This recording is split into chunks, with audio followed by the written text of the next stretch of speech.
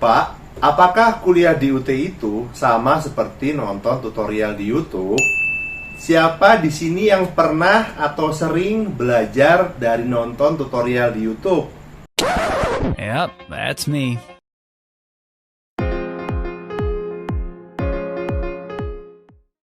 Halo teman-teman semuanya, ketemu lagi saya Cak Ibo. Di channel ini, saya akan menceritakan pengalaman saya memulai kuliah 1 di usia saya yang menjelang 40 tahun ini, yaitu di Universitas Terbuka atau di UT.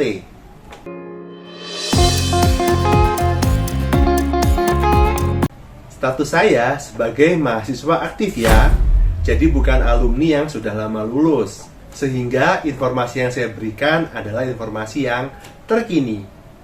Supaya bisa terus mengikuti kisah perjalanan saya selama kuliah di Universitas Terbuka, silakan subscribe dulu channel ini ya. Yuk langsung aja kita bahas. Pada video kali ini, saya akan menjelaskan tentang proses pembelajaran seorang mahasiswa di UT. Saya kemarin mendapatkan pertanyaan, Pak, apakah kuliah di UT itu sama seperti nonton tutorial di YouTube? Mungkin teman-teman di sini ada yang juga punya pertanyaan serupa. Coba tonton video ini sampai selesai. Mudah-mudahan dengan mendengarkan penjelasan saya nanti, teman-teman bisa lebih memahami tentang proses pembelajaran yang ada di Universitas Terbuka. Sebelumnya, saya telah membuat beberapa video tentang perkuliahan di UT. Baik itu waktu perkuliahan, tentang tutorial online, tugas mata kuliah, semua proses dari awal sampai akhir yang harus dijalani oleh mahasiswa UT. Saya sudah satukan video-video tersebut ke dalam satu playlist yang bisa kalian tonton untuk lebih memahami tentang perkuliahan di UT. Silakan klik link di atas ini ya. Oke, sekarang kita ngomongin tentang YouTube ya. Siapa di sini yang pernah atau sering belajar dari nonton tutorial di YouTube? Saya. Yep, that's me. Saya yakin bahwa sebagian besar dari kalian pasti juga sama seperti saya, yaitu pernah belajar dari nonton tutorial di YouTube. Bener kan? Kebetulan, kuliah di UT itu kegiatan belajar mengajarnya disebut juga dengan tutorial. Sebenarnya sama nggak sih kuliah di UT itu dengan nonton tutorial di YouTube? Untuk menjawab pertanyaan ini, saya akan kupas dari beberapa hal. Simak sampai selesai ya. Yang pertama, tampilan dari tutorial UT. Untuk bisa lebih memahaminya, kalian harus melihat secara langsung seperti apa sih tutorial di UT itu. Berikut ini sekilas pembahasannya. Kita masuk ke platform yang namanya e-learning. Jadi pembelajaran via online di sini. Kemudian kita bisa login dulu. Nah, di sini ada mata kuliah yang saya ambil. Ya, kalkulus, pendidikan agama Islam, dan seterusnya. Nah, untuk masing-masing mata kuliah ini, coba ya kita buka salah satu.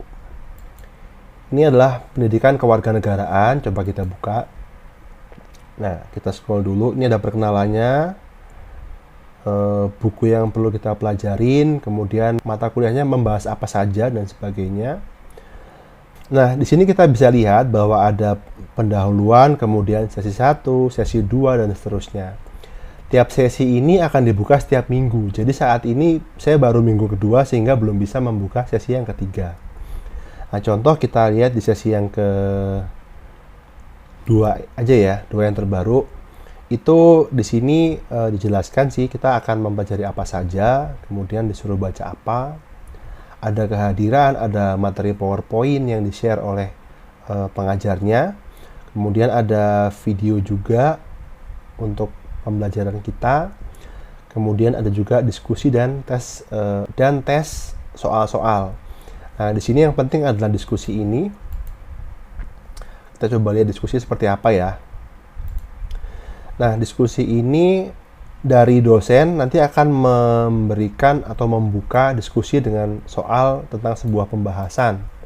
Nah, tugas kita di sini adalah memberikan tanggapan ataupun jawaban ataupun penjelasan atas diskusi yang dimulai oleh dosen tadi. Yang kedua, materi tutorial UT versus tutorial YouTube. Kalau dibandingkan dengan tutorial YouTube, tutorial online di UT itu menyajikan materi secara lebih rapi dan runut. Untuk satu mata kuliah, bahan pembelajarannya dibagi ke dalam 8 sesi. Kita harus mengikutinya secara urut dari sesi ke-1 sampai dengan sesi ke-8. Kita nggak bisa atau nggak boleh loncat-loncat dalam mempelajarinya. Nah, kalau tutorial di YouTube, tutorialnya itu banyak banget. Kayak jumlah ikan di lautan, banyak banget. Namun, seringkali materi pembelajaran yang tersedia itu terpotong-potong, tersebar, dan nggak runut.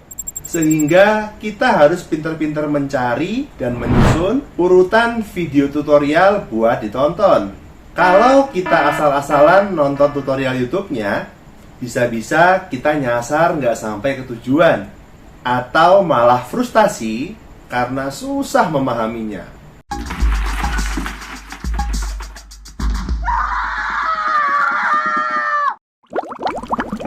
Yang ketiga, penguasaan materi tutorial UT versus tutorial YouTube. Pada tutorial UT, proses belajar kita tercatat secara otomatis oleh sistem.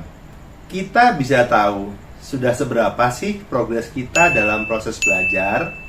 Apakah 30%, 50%, 70%, atau sudah komplit 100%. Hal ini tentunya tidak kita temukan pada tutorial YouTube. Misalnya ada tutorial desain grafis di YouTube. Materinya dibagi ke dalam beberapa video yang nggak mungkin buat ditonton semuanya secara sekaligus dalam satu waktu. Mungkin kita bisa nonton lagi video-video tersebut di kemudian hari, namun seringkali kita malah lupa. Video terakhir yang kita tonton apa sih? Terus kita juga nggak benar-benar tahu berapa persen sih yang sudah kita pelajari dari keseluruhan materi pembelajaran. Pada tutorial UT, selalu ada soal, tes, dan pertanyaan di akhir setiap sesi pembelajaran. Hal ini bertujuan untuk menguji seberapa baik penguasaan kita terhadap materi pembelajaran tersebut. Kalau nilai kita sudah baik, kita bisa lanjut pada materi sesi berikutnya. Namun jika nilai kita masih belum baik, ada baiknya mengulang pembelajarannya supaya kita bisa lebih siap menghadapi materi pembelajaran pada sesi selanjutnya. Sedangkan pada tutorial di YouTube, tidak ada ukuran seberapa baik penguasaan kita terhadap materi tutorial. Jadi rasanya kurang efektif ya. Jangan sampai kita habiskan waktu kita berjam-jam untuk nonton tutorial YouTube yang berseri-seri, padahal kita belum benar-benar menguasai dasar-dasarnya. Yang keempat, interaksi dengan dosen dan sesama mahasiswa. Pada tutorial UT, ada forum diskusi yang berguna untuk menjawab pertanyaan dari dosen atau menanggapi jawaban dari mahasiswa lainnya. Forum diskusi ini dinilai ya, sehingga mahasiswa dituntut aktif untuk terlibat dalam diskusi. Saya sudah membuat video tersendiri tentang cara mendapatkan nilai diskusi yang bagus dalam tuton. Silakan klik link di atas ini ya. Karena adanya interaksi dengan dosen dan mahasiswa lainnya ini, kita bisa mengukur apakah pemahaman kita sudah benar atau ternyata masih kurang tepat. Sedangkan pada tutorial YouTube, kita mungkin bisa bertanya via komen. Namun biasanya akun tutorial yang sudah besar itu balasnya lama atau malah tidak pernah membalas. Dalam konteks interaksi belajar, tentunya tutorial online di UT lebih baik daripada nonton tutorial di YouTube.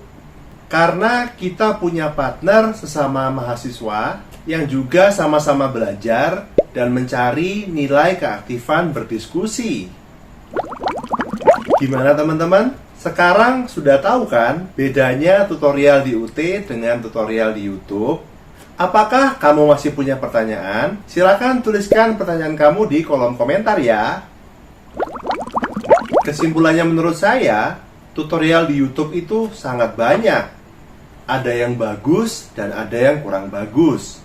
Kita seperti berada di lautan yang sangat luas.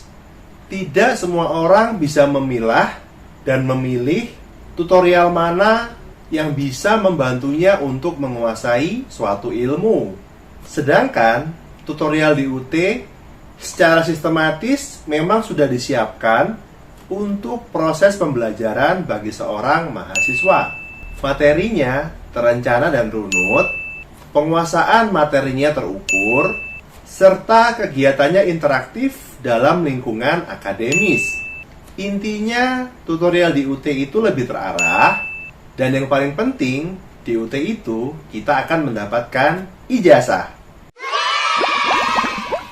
Saya akan bagikan terus kisah perjalanan saya selama kuliah di UT sampai dengan 4 tahun ke depan secara live. Saya juga akan memberikan penjelasan serta info-info seputar perkuliahan di universitas terbuka. Tolong bantu sebarkan informasi ini agar semakin banyak orang yang punya kesempatan untuk belajar. Demikian penjelasan saya pada video kali ini. Mudah-mudahan bermanfaat. Bantu dukung channel ini dengan menekan tombol subscribe dan like. Sampai ketemu di video selanjutnya. Terima kasih sudah menonton. Saya Caipo pamit. Dadah.